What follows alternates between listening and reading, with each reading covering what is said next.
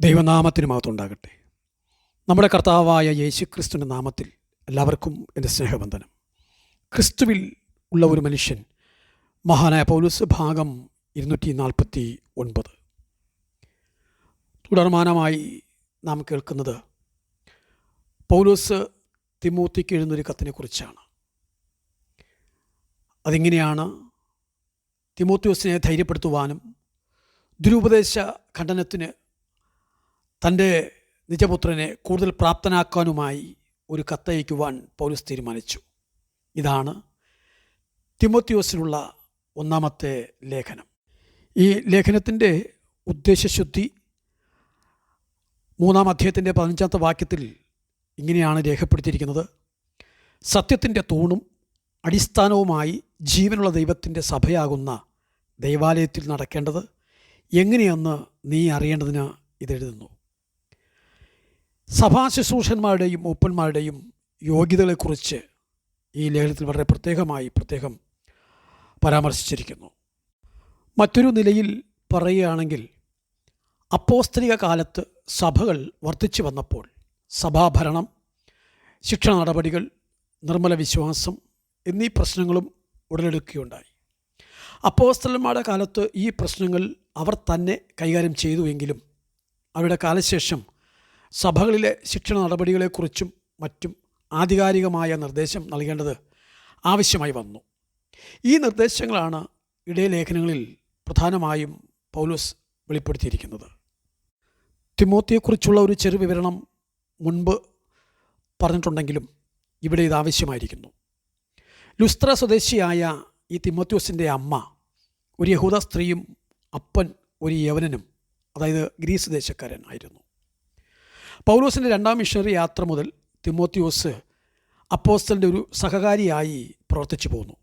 പ്രത്യേകിച്ചും കൊരിന്ത്, മാസിഡോണിയ, എഫെസോസ്, യെരുശലേം മുതലായ സ്ഥലങ്ങളിൽ അപ്പോസ്തലൻ്റെ പ്രവർത്തനം മുഖാന്തരമായി രക്ഷാനിർണയം പ്രാപിച്ച വ്യക്തി ആയതുകൊണ്ടായിരിക്കാം വിശ്വാസത്തിൽ നിജപുത്രൻ എന്ന തിമോത്തിയോസിനെ പൗലോസ് സംബോധന ചെയ്യുന്നത്. പൗലോസ് തൻ്റെ 1-ാം മിഷണറി യാത്രയിൽ ലുസ്ത്ര സന്ദർശിച്ചപ്പോഴായിരുന്നു തിമോത്തിയോസ് കർത്താവിനെ സ്വീകരിച്ചത്. വളരെ കഴിവുകളുള്ള ഒരു യുവാവായിരുന്നു തിമോത്തിയോസ്.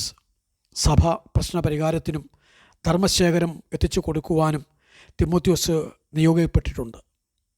2-ാം റോമൻ കാരാഗ്രഹവാസകാലത്ത് അധികാരികളാൽ വലഞ്ഞുപോയ പൗലോസ് തിമോത്തിയോസിനോട് വേഗം എത്തുവാൻ ആവശ്യപ്പെട്ടാണ് താൻ 2-ാമത്തെ ലേഖനം തിമോത്തിക്ക് എഴുതുന്നത്.